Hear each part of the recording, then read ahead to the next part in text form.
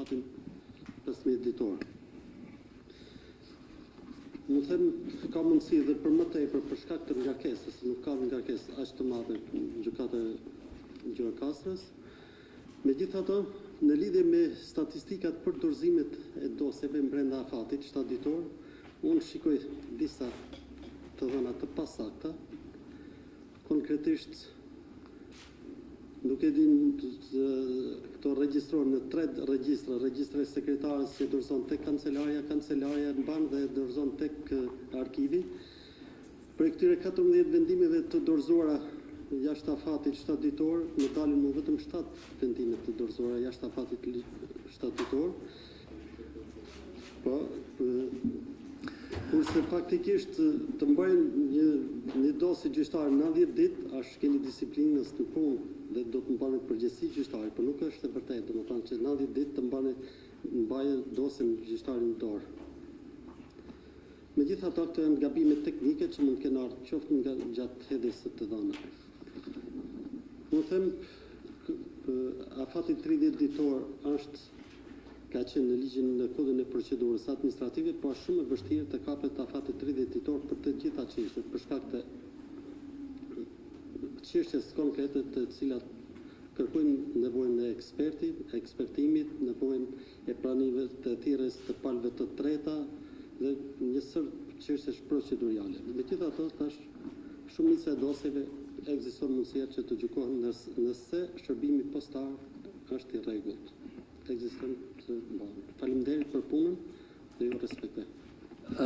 Teksa i mbyllim këtë event me ftesën për të vazhduar një bisedë në banketin që kemi shtruar. Të dhënat e Gjirokastrës janë kthyer gjithashtu 2 herë për vlerësim, për shkak se neve pra nuk na rinte mirë, sepse na krijoi një perceptim, na krijoi një pattern, pra një tipologji në vlerësimin e gjykatave dhe ishim në një pozitë jo komforte kur kontrastonim të dhënat me gjykatën e Shkodrës. Dhe jemi kthyer gjithashtu 2 herë. Kjo është për të ndarë tashmë si një bast me sportivitet, pasi mundet që të dhënat që ne i kemi sjellë me vete, ti kontrastojmë sërish edhe në qoftë se drejta do të shkojë tek ju, ne jemi detyruar që të rregullojmë treguesit me pa aq sa kemi gabuar këtë herë në vlerësimet që do të pasojnë. Por kam një bindje që ato të dhëna janë po aq të sakta sa që janë hedhur në regjistrator.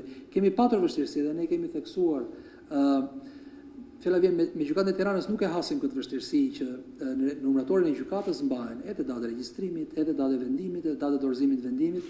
Kjo nuk ndodh për shembull në gjykatën e Korçës, në gjykatën e Gjirokastrës, ku ne kemi bërë kryqëzime të rrezikshme.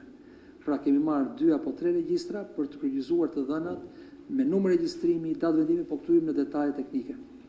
Kështu që për të ballafaquar margjina minus plus 7 vendime gabim, ju ftoj të gjithë së bashku në këtë banket, dëshiroj shumë falenderoj zotin Besnik Dervishi, Olsi Dekovin, mik të kahershëm dhe përfaqësuesin më të shkëlqyer dhe më të gjatë Këshillit të Evropës së Shqipëri, të nderuar kryetar të gjykatave, të nderuar pjesëmarrës, avokat.